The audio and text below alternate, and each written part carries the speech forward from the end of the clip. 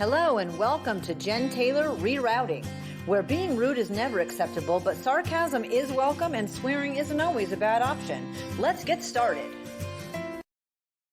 Hello and welcome to Jen Taylor Rerouting. Today I am so excited. My guest is Willie Macc. Willie, how are you?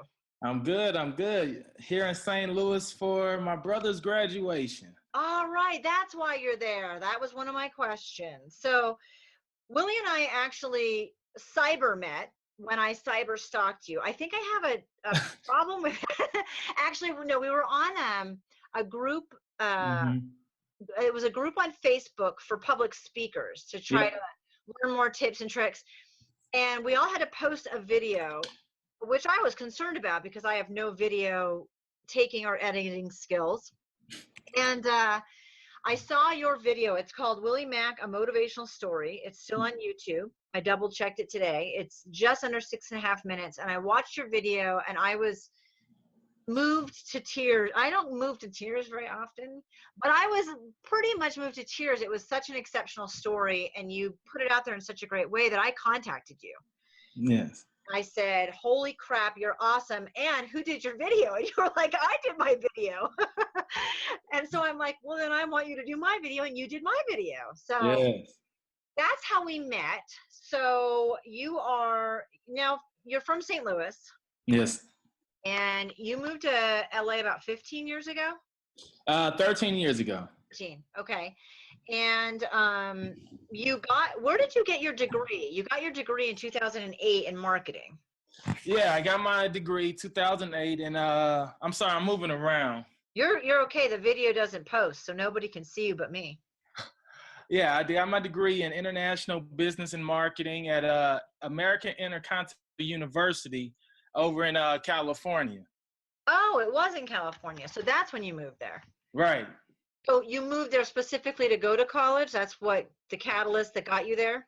Oh, I don't like that lighting on me. No. Well, the truth is, it's a funny story. I moved to California, I guess, kind of chasing a female. Oh, the plot thickens. She was a model here in St. Louis. And she was like, I want to go to California. And I was like, nah, don't go to California. I mean, we're in St. Louis. Nobody from St. Louis really leaves to California. She's like, I'm gone. And I was like, don't leave me. Take me with you.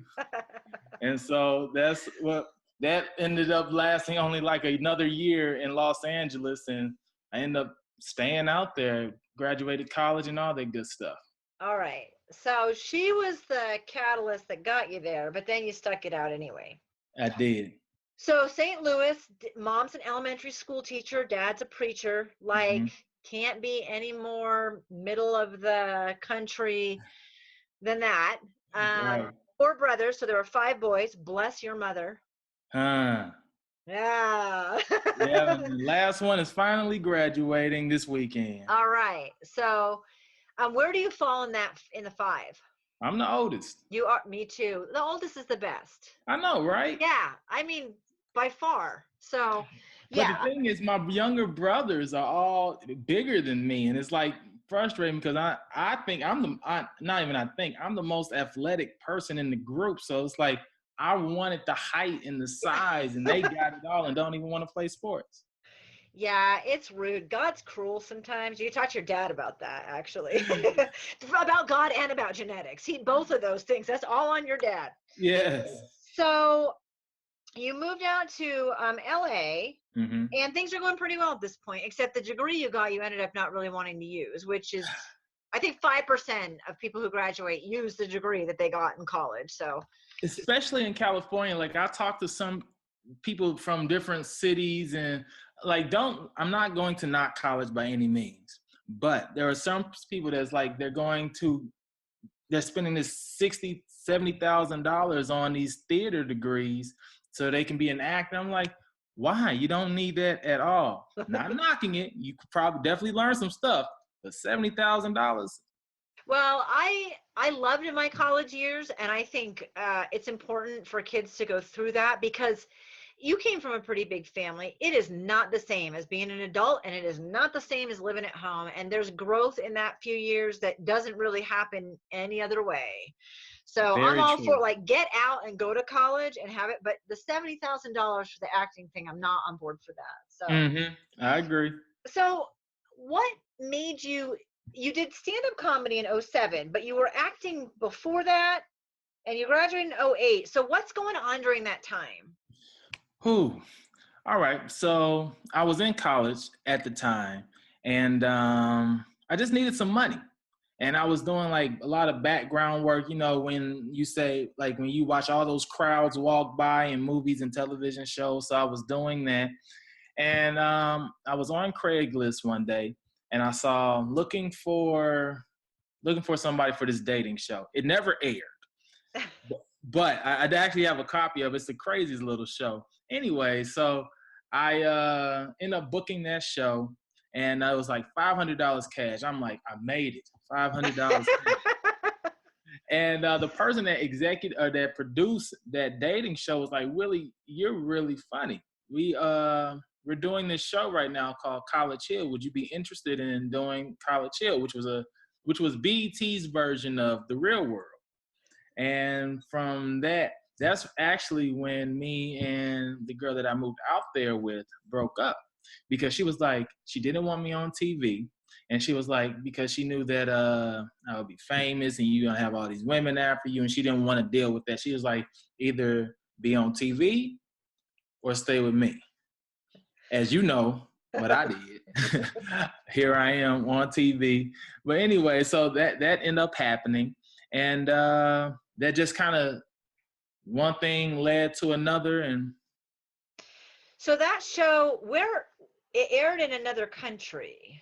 It aired here, but we filmed in the Virgin Islands. That's what it was. Okay. 3 months in the Virgin Islands. I'm so sorry about that. That's traumatic. Some people talk about it because BET didn't pay us to be on that show. Like, we got $0 for all 16 episodes for the entire season. They made millions. People like, what? You did? They didn't pay you all at all? I'm like, hey, y'all calm down. What did y'all do when you all were 20, 21 years old? And you talking about, we're going to all the award shows. Like, I don't know if I posted a photo where it was like me and Janet Jackson, and wasn't like a picture of just Janet Jackson. It was like Janet knew who I was, which was amazing. And it's like all those experiences that I learned got me to either where I'm at now. It's like I've been reading this book, or I finished reading this book called The Alchemist. And it just talks about journeys and how that whole entire journey, craziness, led him back to right where he needed to be from the beginning. And it's kind of like, I have a journey and I have this long story, and it's like, it's amazing. But yeah, that's what happened. So that's the show that got you more notoriety. Yes. You have, on that video, on the motivational video, you have shots of you with lots of different famous people that you were kind of rubbing elbows with, and then so you did that. You did some stand up, and then what was the next? How far did your acting career get then? At this point, it was on and off. I had some successes where I thought, this is it. I'm gonna be next. Then I started seeing the real Hollywood side, where you're starting to be promised all these things, where people was like, hey, you're funny. Look, I have a friend that works at NBC. We would love to give you a show. And in your head, you're like, what? Awesome. You start telling folks, like, yeah, I'm gonna be back on TV. You start thinking you're living that lifestyle, and they disappear. And it's happened a few times, and it's kind of put I don't want to say a callus in that part of my brain, but it started making me realize, don't take everything people say for face value. Wait till even after a contract is signed, there's been people that film that pilot, and it's like, NBC wants you for the pilot, $15,000. They'll shoot that pilot. They start telling their friends, and then NBC just decides to maybe cancel that pilot. Like, let's just go a different direction. It's like, you have to wait till you're on TV right now until you can really get excited. So I haven't been on TV yet, which is why I've never announced it. So there you go. Yeah, it happens. I haven't even auditioned. So I want to back up though, because you had someone you were dating in high school and you guys went to prom. Yeah. Yes. Can you tell me a little bit about that? How was prom? Prom was interesting. It's funny because my dad teases me even to this day because my son, his name is Malcolm, was telling him like, I know how I was conceived, and my dad was like, "What?" Like my I guess she told my son the story, and my son told my dad. Oh. I know. By the way, Dad. Yeah. By the way, so yeah, high school. I mean, I What year were you in high school? was a senior. Okay, so it was senior prom, Senior prom. and you consummated the prom, and you got a son out of it. So, Right. how old is he now? 14. All right, and they live in St. Louis. They live in St. Louis, but they're actually going to be moving to Phoenix this summer in July.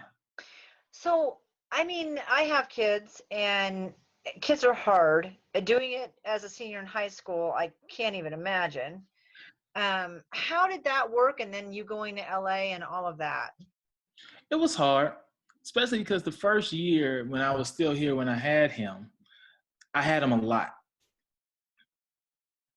But at the same time, I knew there was more for me to do. And it was a hard decision. But I knew I would fly back often. I would come back for the summer, have him for the summer or whatever needed to have been done. But it's kind of like a yo-yo. It's like you drop it, and it's like you know it's gonna come back, and you just hope that it comes back the way, like you just hope that it works out the way that you want it to work out. Right. And luckily it did, because they ended up moving to California when they was really young, which was perfect for them. She was like, because she told me she wanted to come to California. I just happened to go there first. After I got there and was with the other girl, she's like, I'm coming to California. I'm like, perfect. They lived out there for maybe like 4-5 years, something like that. And then she was like, and that, like I said, it was perfect for me. But then here's how good it was for me. She also has a daughter that ends up calling me dad, because I remember, because I used to take my son out all the time. She was maybe 4 at the time. My son was maybe 6 now. And one day she just comes up to me because her father's not in her life. And she was like, Mr. Willie, is it all right if you can be my dad too?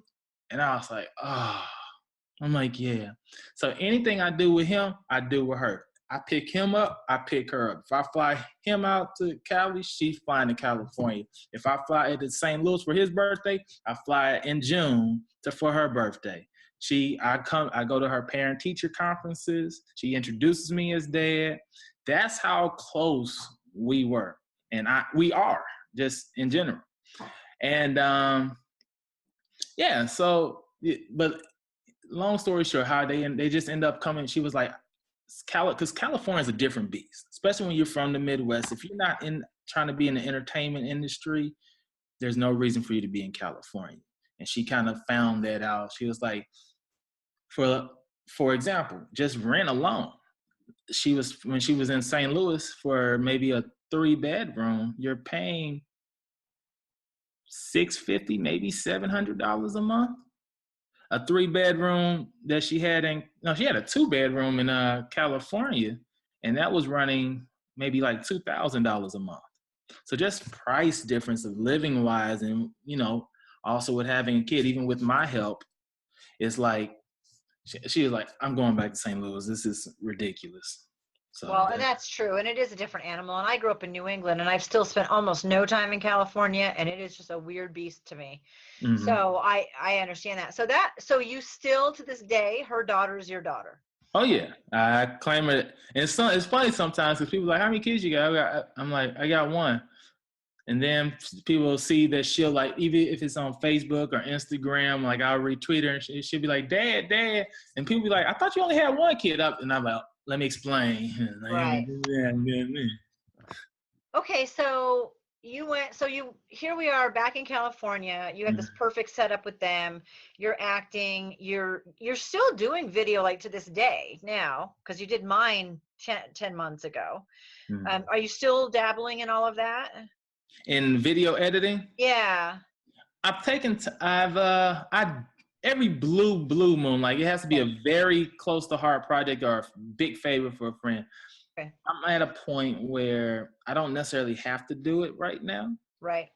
I edit as a for two reasons. Either for what's the word I'm looking for? Like I said, either for a favor or I know I can do it for networking. Like I'm into real estate right now. Like I'm in St. Louis now looking at different properties and driving by looking for vacant homes to try to find the owners or whatever.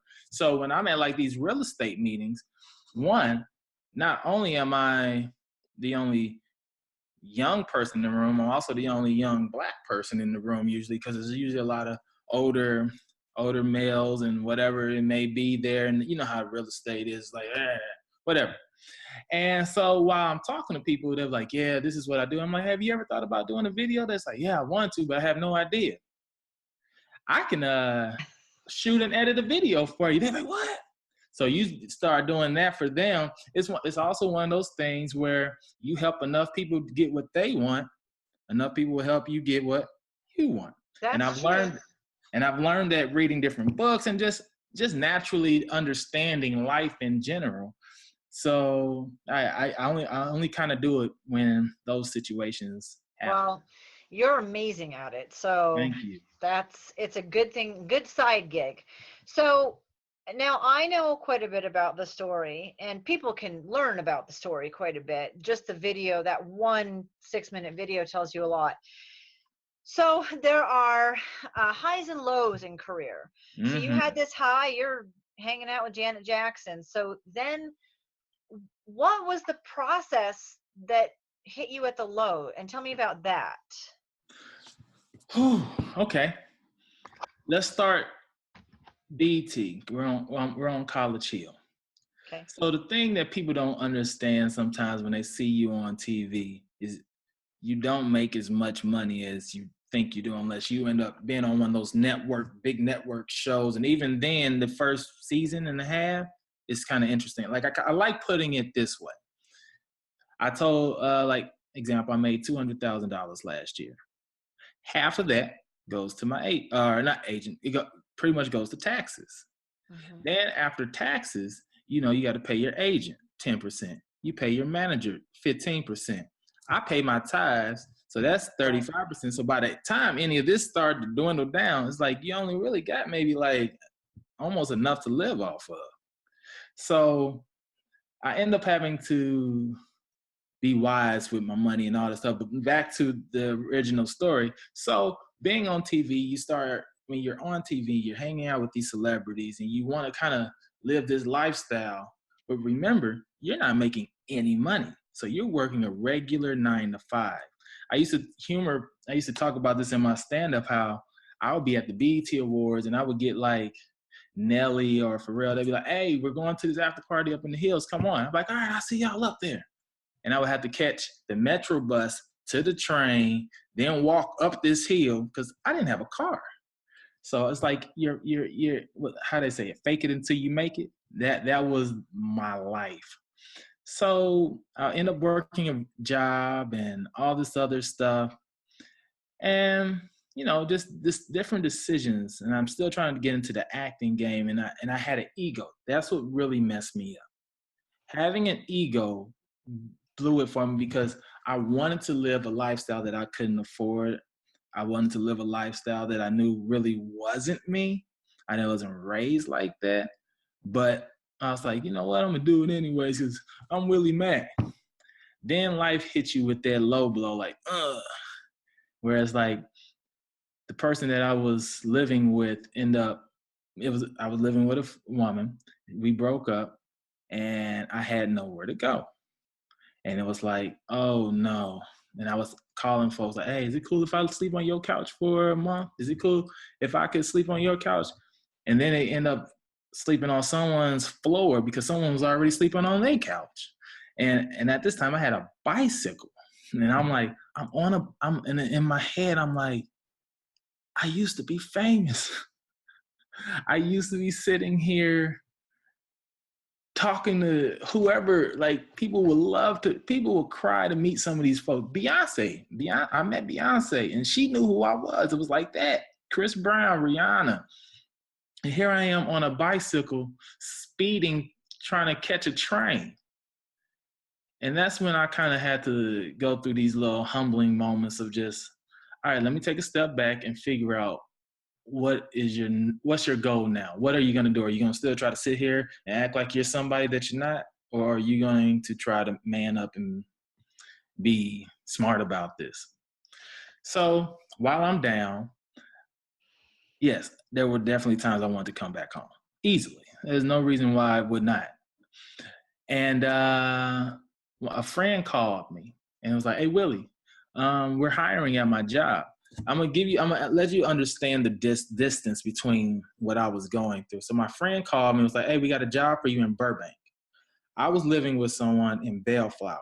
Bellflower to Burbank is a 3.5, almost 4-hour bike, train, bus, bike distance.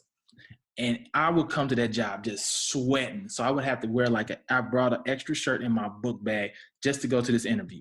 They was like, hey, Willie, oh yeah, we like you, whatever. We want, you know how to edit? I'm like, yeah, I know how to edit. They're like, you know how to edit on Avid? I was like, yeah, I know how to edit on Avid. What kind of crazy question is this? They're like, all right, cool. Start next week. All right, yeah, I'll be there. I've never touched Avid a day in my life. I heard of Avid. I rode my bike home to the train, to the bus, to the ride bike home, and I just started watching YouTube videos galore. I was on Google. I went on Amazon. I bought books. Let me call. I mean, when I sit here and tell you that I learned as much as I possibly could, but it was because I had to. Like I could have let it either defeat me, and I sit here and just kind of quit, or I'm actually trying to library. Where is it? Here it is. Hold on. I think this is funny to me. Let's see if you can see it. The Avid Assistant Handbook. I had it on my phone as an app. I would sit there as I'm editing. They're like, hey, we need you to edit this project. I'm like, all right, cool, give it to me. I'm on this book on my phone watching a YouTube video while trying to edit at the same time. That's how bad I wanted it. And I needed it, and I understood it, and I wasn't going to let it defeat me because I knew I had a bigger purpose in California than just to sit here riding a bike or whatever. So you were essentially, when do you consider yourself homeless? Because you talk about that. Was that this point or was that another point later? It was this point. Okay. So you're couch surfing. I'm couch surfing, and I guess there are different degrees of homelessness. Homelessness to me was when I didn't have a place to stay, and I remember missing the bus one time, and I did sleep on the bus stop, and I'm like, this is crazy.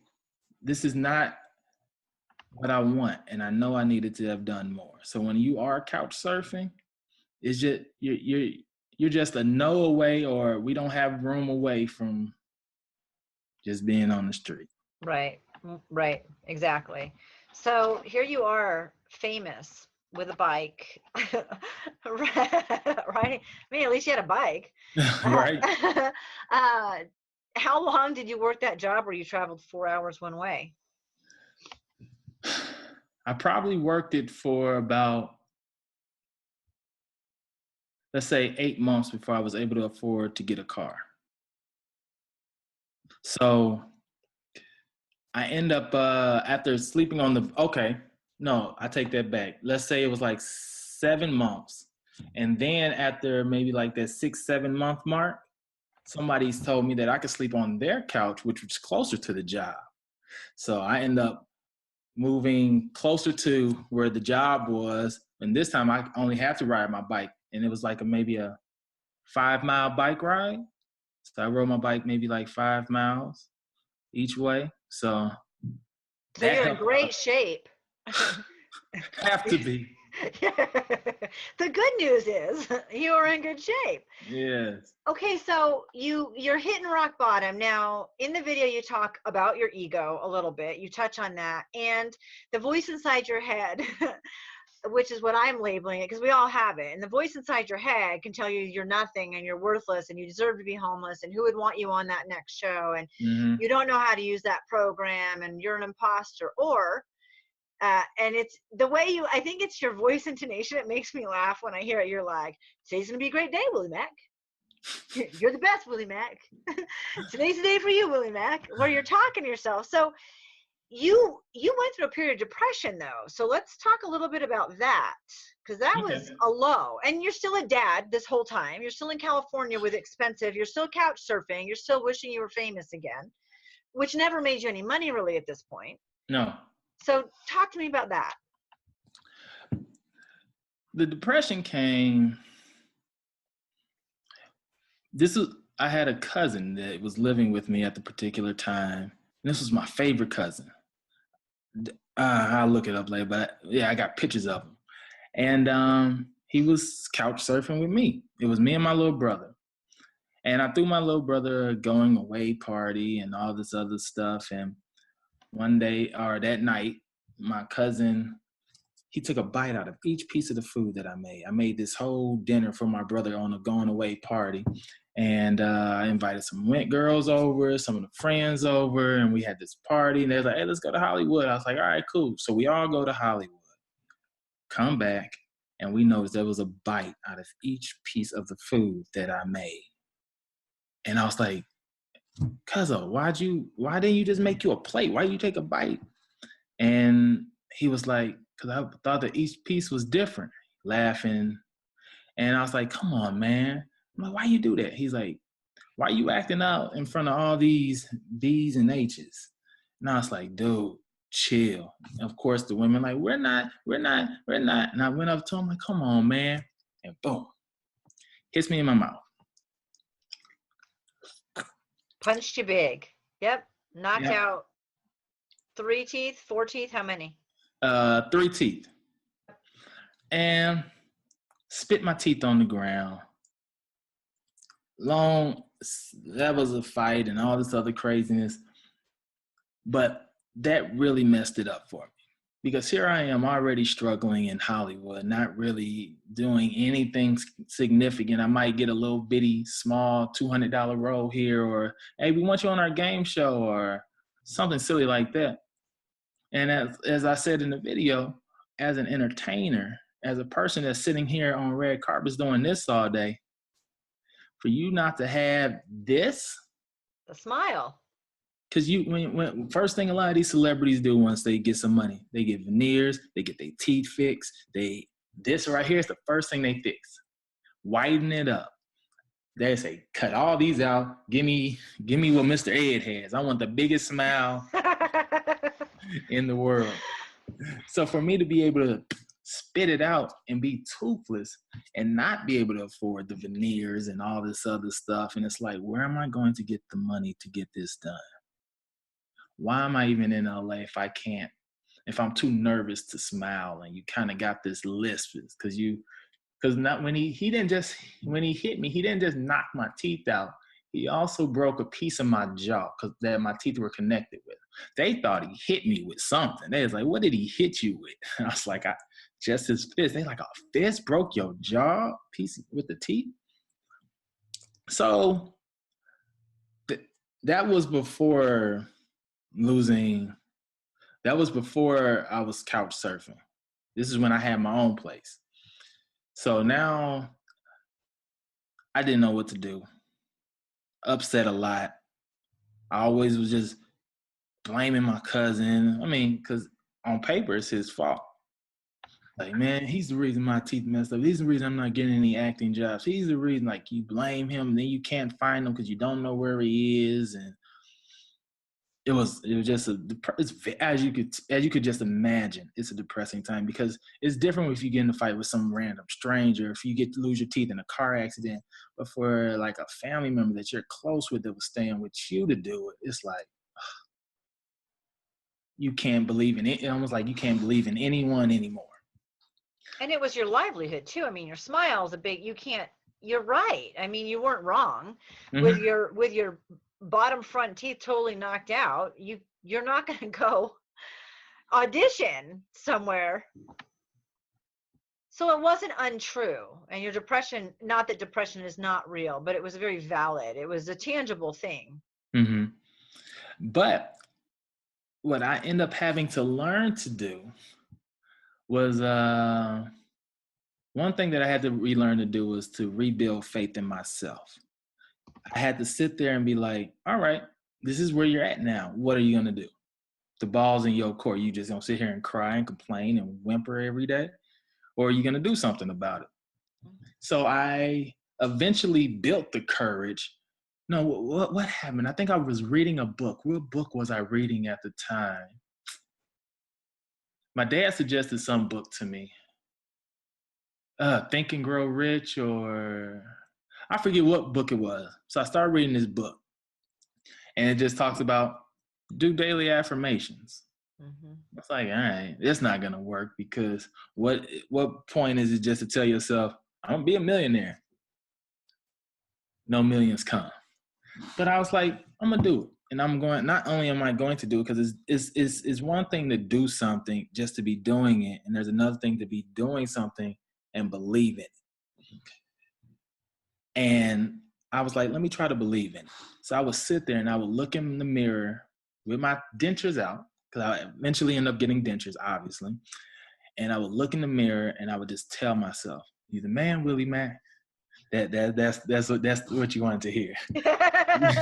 Well, anybody can hear it if they watch the video, but yeah, I love the fact that you did it, because in my coaching, that's what I tell people to do. Look in the mirror and tell yourself you are worth it. Mm-hmm. And it seems so stupid to do that, but if you can't, there's a problem. And you at least were at the point where, because of the book, because of your dad, because of whatever, maybe part of your ego, which that can be a saving grace. I mean, it's not necessarily just detrimental, mm-hmm. but where you could look in the mirror and say, you're the man, Willie Macc. Today's the day, Willie Macc, you know. And there was times where I would say it in the mirror and I'd be crying, because there was times I didn't believe it. Because you're arguing with that voice in the head. It's like, you're not really the man. How can you be the man you're not doing anything? How are you the man you don't have any money? How are you the man you on a bicycle? No, I'm still the man. I'm sitting there arguing with myself. Like, if someone would have walked in the room, they would have been like, hey, Willie, all right, you do what you're doing. I'm out of here. Right. Hey, you the man. You just keep being the man. You the man. But still, that's what helped get you out of the depression, though, correct? Mm-hmm. And on top of that, something that I've noticed that I enjoy doing now was I started giving back. Because when you start giving back and you start working with different people and different, just whether they're homeless, whether they're mentally disabled or whatever it is, you start to notice, like, okay, I lost my teeth. This person lost. Oh, I might be on a couch, but like you said, it's like, at least you're on a couch. This person don't have that. Oh, you're on a bicycle? Oh, you must have money. It's like, because some people don't have that. Like, I'm sitting here eating these same sandwiches every day. Someone doesn't have that. And it's like, it makes you more and more grateful for the things that you have, because you're starting to see. It almost made me feel like I was rich. Like, I am wealthy. Here I am over here affording ham sandwiches. How dare you? Yeah, who are you? Who are you to afford a ham sandwich? So you're still, now you learned that program for work with your YouTube videos. I mean, geez, talk about fake it till you make it. But you did it. I did it. And I got a call. It's funny, because I was working the job. I finally had a car, working this decent, pretty good paying job as an editor for TV. And my agent calls me. Hey, you have an audition in Santa Monica. Santa Monica from Burbank, with no traffic, it's maybe like a cool little 30-minute drive. In traffic, It's a 2.5-hour drive. So I go there, 30 minutes. I told my boss, I'm like, hey, give me 2 hours. I'll be back. Just need to do this audition, whatever. He's like, all right, go ahead. Just make up the hour. Or instead of getting off at 7 o'clock, you get off at 8 o'clock. I'm like, all right, cool, perfect. Go to Santa Monica, 30 minutes. Driving back, which would usually takes 2.5 hours, I'm looking at the watch, and it's like 3 hours at this point, and I'm still maybe another 40 minutes away. The job is calling. They're like, Willie, where you at? I'm like, oh man, I know. I'm so sorry. Forgive me. So I'm driving, and my agent calls me as I'm going to the job, like, hey, you got another audition right now for Residence Inn. And I was like, I can't, or whatever. I told them okay, but I knew I wasn't gonna go. I was just gonna skip the audition. But as I drove past that audition, something told me, Willie, go back. You did not come out here to be working a 9 to 5. You did not come out here to be making other people wealthy. Who knows what audition is what audition for you? Turn my car around, go to that audition. I end up booking it. And that has been the job that took me over the top. Paid the most money I've ever made in probably all the years combined in California. And it's allowed me to be out here investing in property in St. Louis. It's allowed me to, whatever it is, like I remember my dad calling, talking about something need to be done at the church. And I just like, how much is it? Boop, boop, boop, boop. There, get it done. Whatever needs to be done. Like, I'm now allowed these opportunities because I had faith in myself when there was no reason to have faith in myself. It looked like they say faith of a mustard seed can move mountains. I had a quarter of a mustard seed and I just needed to move a couple hills. And eventually. So when was this? What's the year, the month of this the year? This is 2015. Was it 2015? Yeah, 2015. So from 2008, when you graduated, 2015, you've gone through all this stuff. All this stuff. All the depression, the couch surfing, still being a great dad to your son and a daughter who's He knew nothing about it. Yep. You're taking your quarter of a mustard seed to move a couple of hills, and you're just diligently plugging through. So a lot of people would say that premonition or that prompting to pull over was divine intervention. Is that what your dad would say? Yep. So you pulled over and that changed everything. So when I met you a year ago, I didn't know where you were, how far out of that journey, where you were at in that journey. So no more did you get fired? No, they end up laying me off in May of 2016. Okay. But I think it was like July of 2016, they asked me to come back. It was because the TV industry is different. Even though it is considered a layoff, it's just when you have a season of work, and then once that season is over, usually you go look for more work. But if there's nothing for you to do, there's just nothing for you to do. And There's just nothing. There was no shows to edit. It was real slow. They was waiting for one of the shows to get picked up from another network.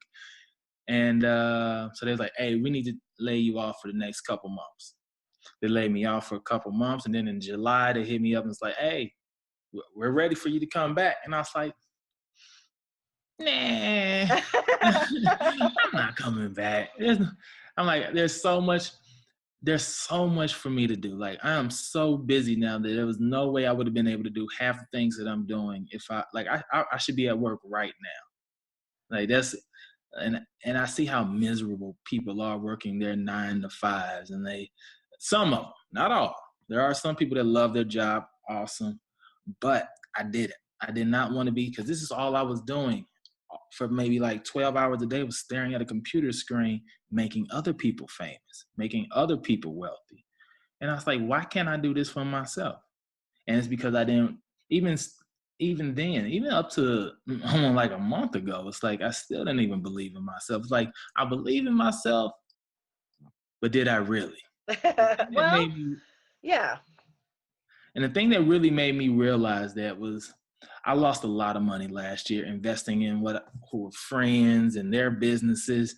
And I'm just throwing a number out there. Let's say $50,000. Somebody needed something for this movie. Somebody needed something for their food truck. Somebody needed something for their studio. Somebody needed something for their real estate business.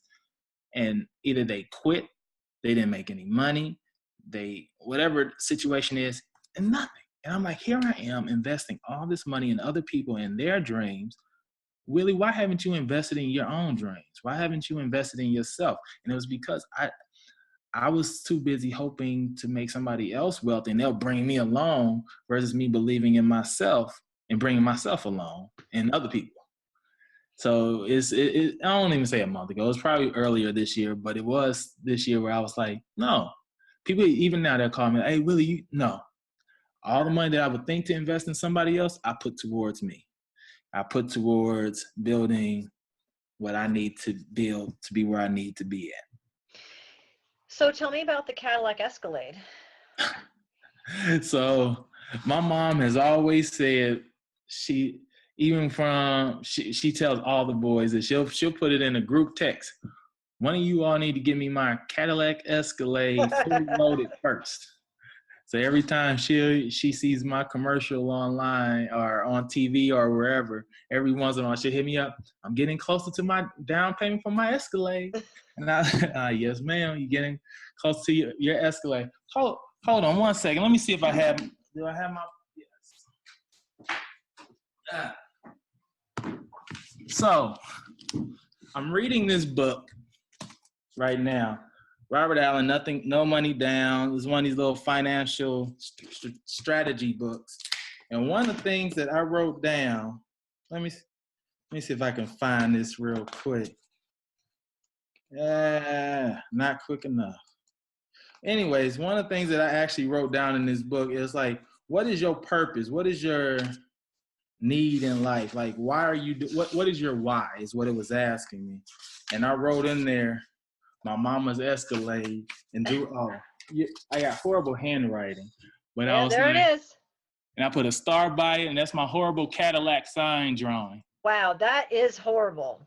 Okay, you stick to editing, because that you draw like I draw. So I've seen it. I've actually seen it in person, even though a podcast is audio. I'm telling you, I've seen the why. But the why is important. You need to know the why. And for a while, the why was I'm worth it. I think maybe kind of. Mm-hmm. I'm going to tell myself, but it still was enough. I mean, you're right. Sometimes we do have to fake it till we make it a little bit, and you don't know what top is unless you know what bottom is, and bottom is different for all of us. Now, you have given back in other ways. Was it a teacher of yours? Say that again. That you've given back in other ways. Was it your teacher? You went back and saw someone. I remember seeing something about it, and you gave her. There was something posted where you were giving back, and you were. Oh, yeah. She's a city councilwoman. Oh, that's what it was. Yes. Yeah, she's a city councilwoman. She doesn't have she does a lot of work. She's the person that actually gets me into all these just like meeting with the mayor and the governor, and she's like, hey, I'm doing this homeless event, really come help, come do this. And not only does she tell me to help, like she tells me, like, you need to be here. She'll also be telling me why I need to be there and why it makes sense. And now I'm on, at first it's like pushing a cart until the cart kind of pushes itself. It's like almost like trying to push it over the hill and then and watch it roll. So she'll be like, Willie, you need to be at this mayor's event because you're trying to get into speaking. There will be somebody there that you probably need to meet. And I'm like, even if I don't want to go, I don't want to go. But now she'll be like, you need to be at this homeless event because California just passed a $1.4 billion homeless bill to help get some of these homeless folks off the street. And if you're trying to be in real estate, it just makes sense. Like she tells me this. So now when I'm like, hey, is there another homeless event? Because now you're thinking, not just because you want to help people out, but you also see, once again, it's that saying that I said before, you help enough people get what they want, they'll help you get what you'll eventually get what you need. So it's like, it just makes so much more sense to do it that way. And I'm looking at life at a completely different pair of eyes. But yes, at the end of all this, once again, to get back to the original story, so she does all these things for people, and I found out she don't even have a computer, a laptop. She does everything from her cell phone. And I was like, what? I'm like, if you have, I can't even explain to you how much she does. Like, she was nominated this year, actually.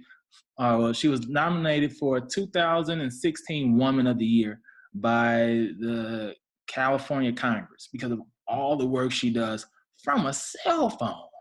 She doesn't, I don't say she doesn't know how to type. She finds the letters. Eventually they'd be like, A, where's the S? Where's the S? I'm like, right next to the A. S, where's the E? Oh no. It's, But so yeah, I got her a laptop. Now, does she use it? That's another story. But she has access to it. That's awesome.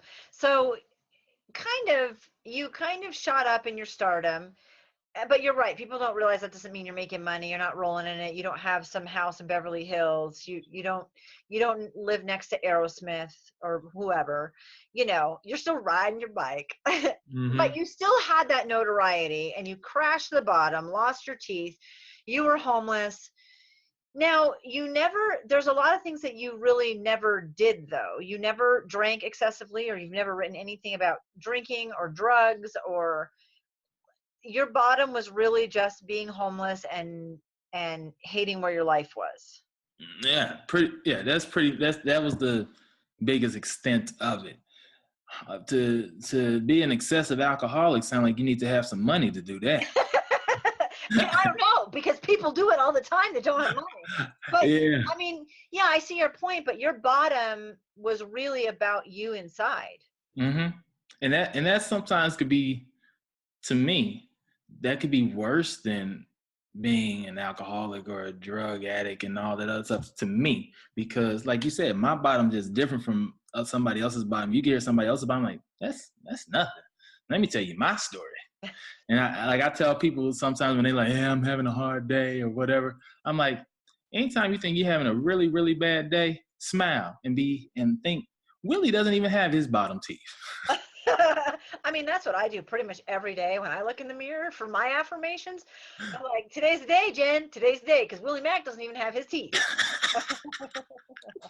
I'm kidding. Of course, I don't really do that. That's horrible. That's so funny. The goal is to escalate. And now I actually worked for a company here in Reno, the Kia company. Hmm. So you had something that just happened recently. You can talk about it because it aired, right? Yeah.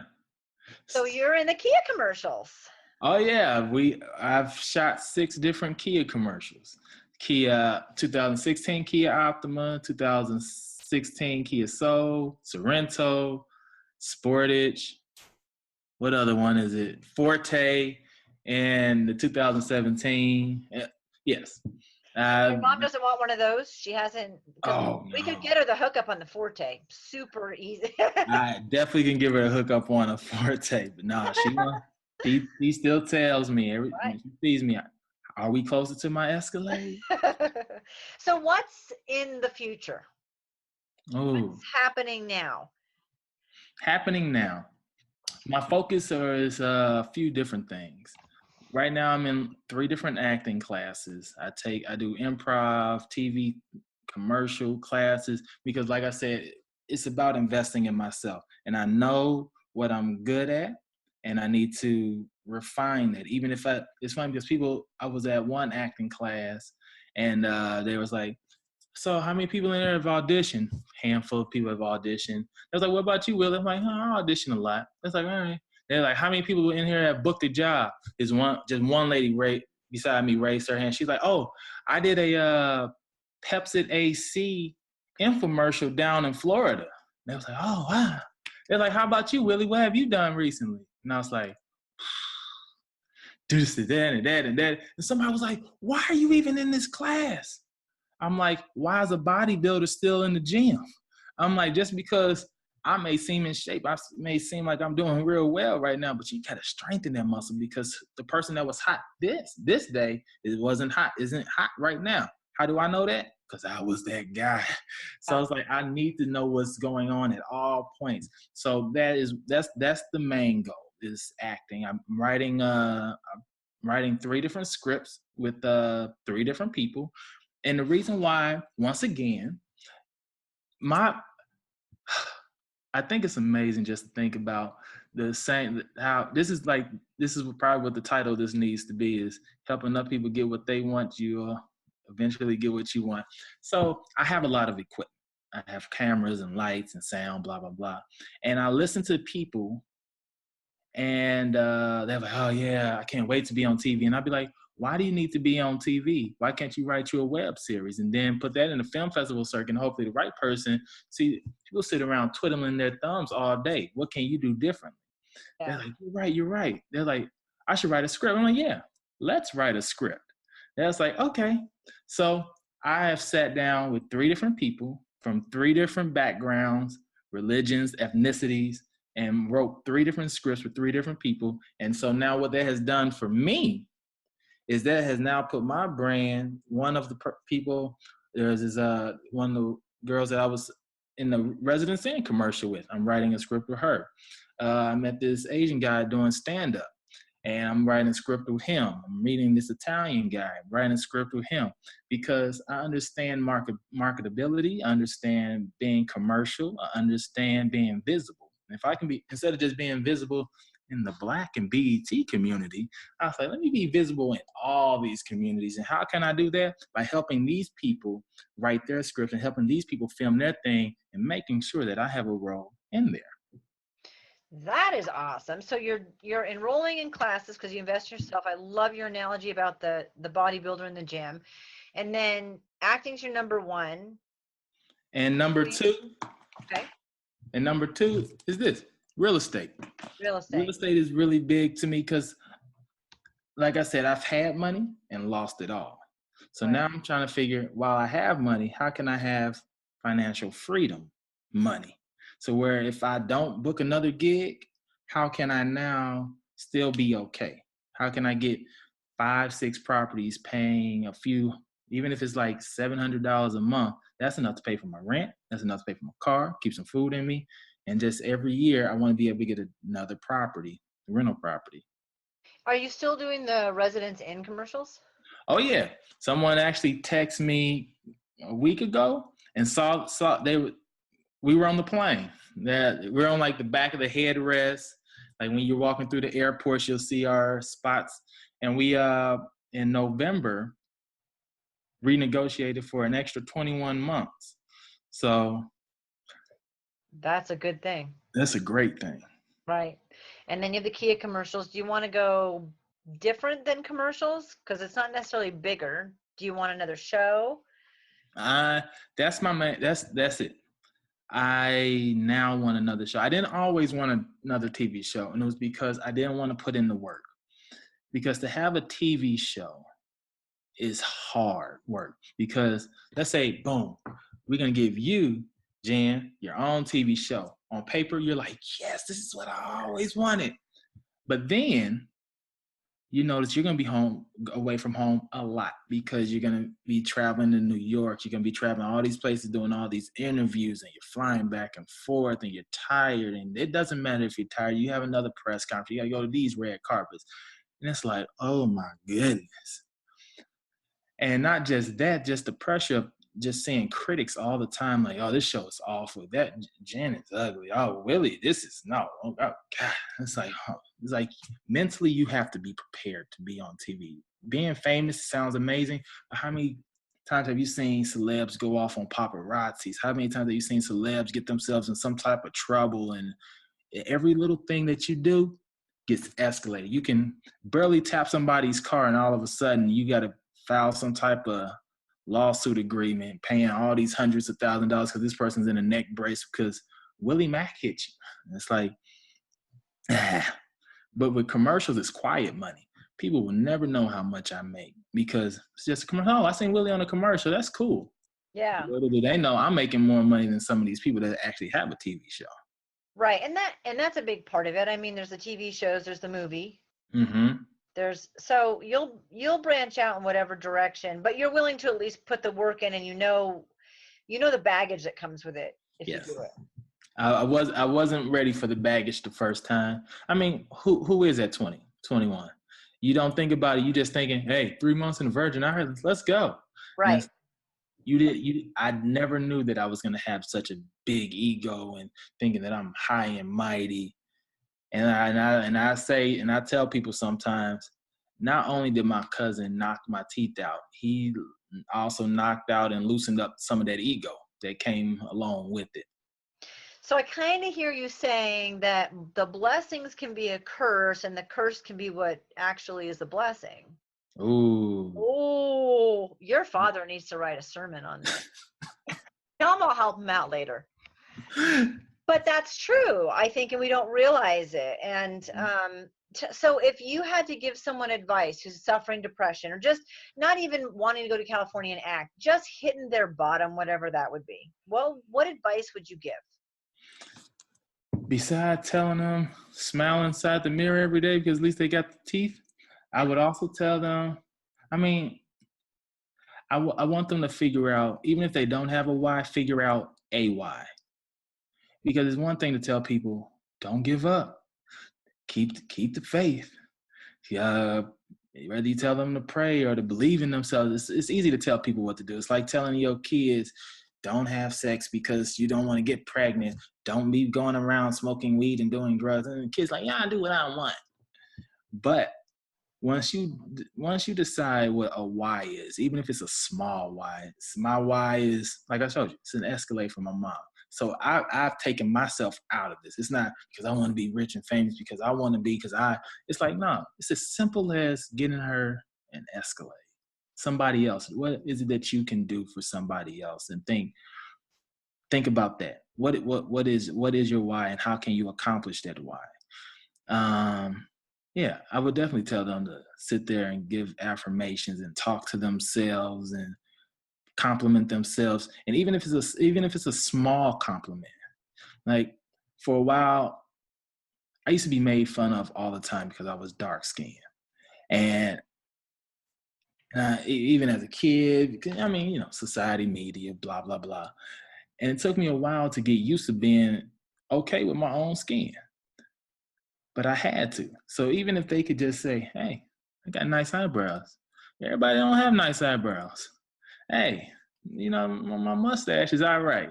Even if it could be something little, because even if it's, the smaller it is, it makes you laugh. And even for that moment, it kind of knocks you out of that depression. For you to sit there and be like, you know what? No one wears eyeglasses like me.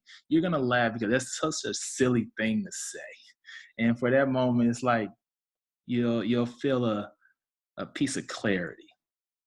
And I used to, when I was talking to myself, besides saying you the man, Willie Macc, in the mirror, I would roast, make fun of myself in the mirror.